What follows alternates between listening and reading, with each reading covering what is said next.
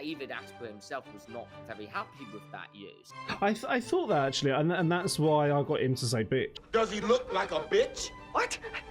There's not really tools on the platforms that can authenticate whether something's AI or not. I think it's a big rethink of a lot of things, and the more resistance people have to AI, the less inclined they are to stay on top with it all. So I've got a question from Marco Sommer. It says, "Hi James Larkin, I do have a general question about ownership. How is 11 Labs dealing with it? Who owns the sound, music, effects, and speech produced by their technology? Is this aspect considered in 11 Labs terms and conditions?" I haven't even looked that one up actually. Yeah. Good question, very good question, and this is one of the reasons why I'm very proud to be working with 11 Labs. Is all our user-generated content. The users retain the ownership of the sounds, the Oh music. wow, I did not know that. Yeah. Speech they create using our technology is, this means it's like that any content you generate belongs to you. And obviously by using our services, there are certain elements of that help improve the model, but we're not using your data, if that makes sense. And we would never we can't access people's stuff and reproduce it, for example. Yeah. But it's about power to the people, really. And not all AI companies allow you to do that, and that's going to be a huge difference with our music model as well, and with our sound effects model, is that those are whoever's generating those owns those, right? Hmm. So some people might just go build sound effects packs out of that, for example, put it on a website. Oh yeah, I thought about that. Put a high price on it to people who don't want to use AI, sort of thing. And Yeah. there's all sorts of interesting use cases, but ultimately it's just good to know as a creator that you're not going to be in any trouble for using something, and that also you have tools that allow you to really express yourself and create the piece that helps tell your story or whatever. So yeah, that's the difference, and that's that's power to the people, right? Updates, there's so much happening. It's like in a beautiful rocket ship, and we've released a voice isolator model which allows you to I just used that actually. Yeah, I just posted a video. I was using camera audio instead of the mic, and the audio recorder wasn't working. Yeah, it worked the first couple of days, and then I don't know why the rest of the interviews didn't come out. It saved me just about. Obviously, it can't pick up. It's not infinite in its capabilities. There are some limitations, but it'll do. I was watching an interview today, and I'm pretty sure it was a big interview. I won't say who it was because it's politics, and I was like, that sounds like they enhanced that with 11 Labs. You can only just tell because I've been doing it myself. I'm like, that sounds like 11 Labs. It was kind of interesting use case for like, obviously removing background noise, but then also you don't want it to be deadly quiet.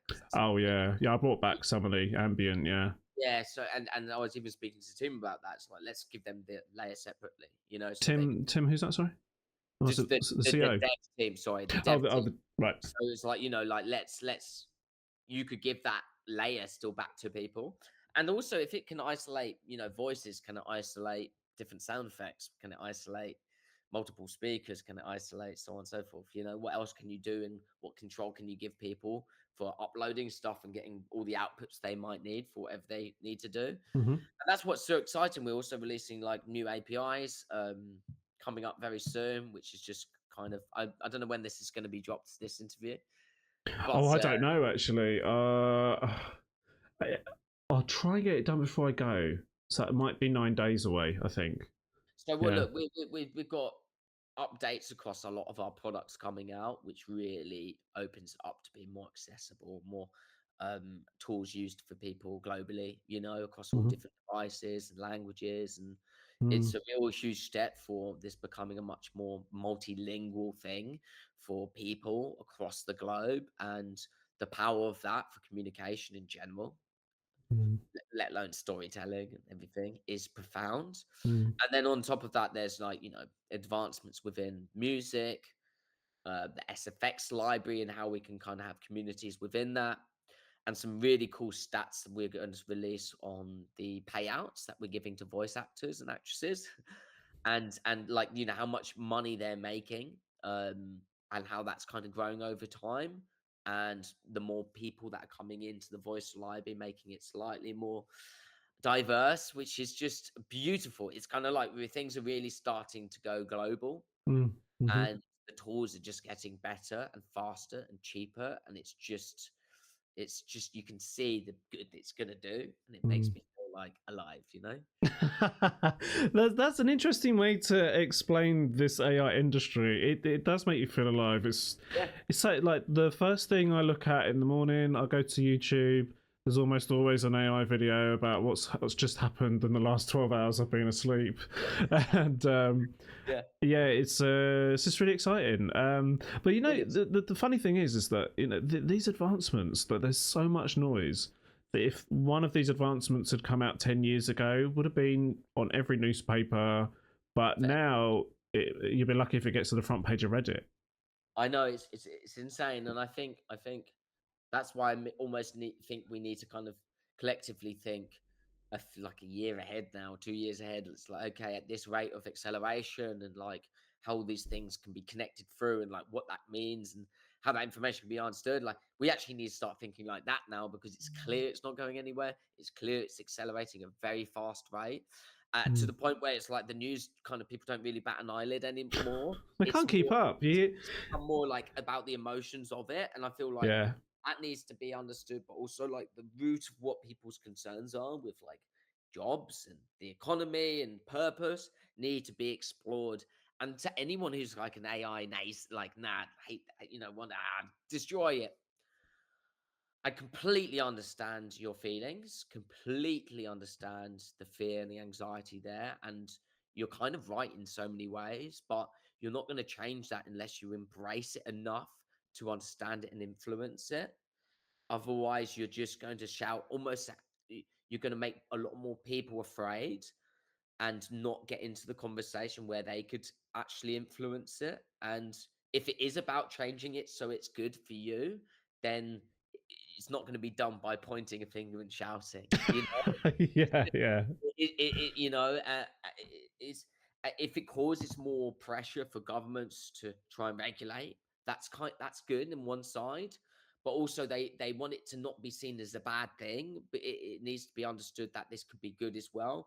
Otherwise, you could really stifle innovation, say in a country or in the European Union, you know, and then this just happens elsewhere because they have like less regulation and stuff. Then all the jobs do go to other places, and we don't truly have control over their regulation, so we might have a double negative effect. So it's unfortunately about embracing it and getting in and trying to change it from within, you know. That was very good, Justin.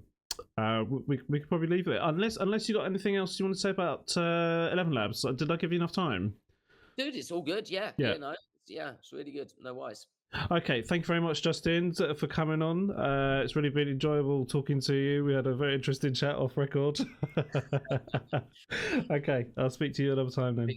Hey guys, it's James here. So, are you at creating AI video or AI images? If so, this is the place for you. So each month I do a competition where there is a first place, second place and third place winner for each category.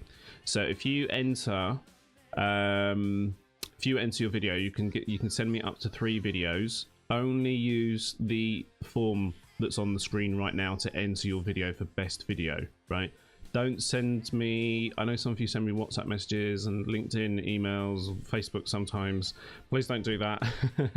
Please use the form, because otherwise I'll forget that you sent it to me, because I get so many messages about this sort of stuff that I can't always remember what everyone's sent me, and I've got a bad memory. If you want to enter your image for the best image, you can scan the code that's on the screen right now. Again, you've got until the end of the month to enter, so that's the end of this month as well, by the way. I know I've just announced entries for another competition, but that was for June. So let's say like you enter by the end of month 1, people have got until the end of month 2 to vote for you. Some people still keep voting past this date. Sometimes I go into the form and I'm like, Why are people still voting? I've announced the winner already. Why are people still voting?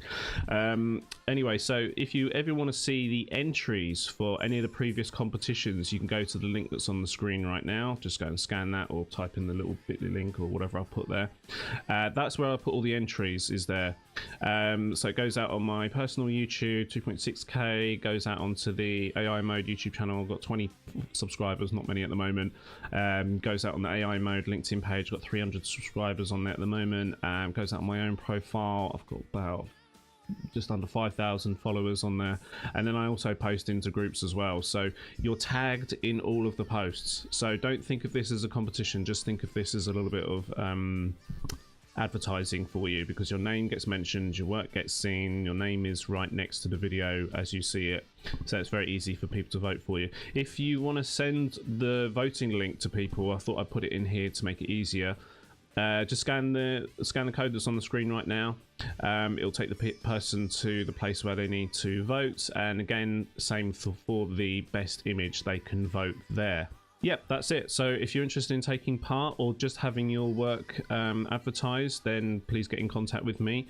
You know, I give out awards every month to people, so this is good to have on your CV. You know, if you're out of work right now, it's good for that. And also, it's just good for your personal profile. I mean, I'm not like mega influencer or anything like that, but I do post it into a lot of places. So I post it into groups, post it on my own profile, get shared, you get tagged. You know, this is like a good ad for you if you're looking for work. So there's also that, and plus, you know, it's just good to keep your face being seen on LinkedIn. This is how you get work. All right, until next time, I shall see you soon. Good luck in the competitions, and vote for other people, please. Read the rules, please read the rules on those links. Thank you. All right, bye.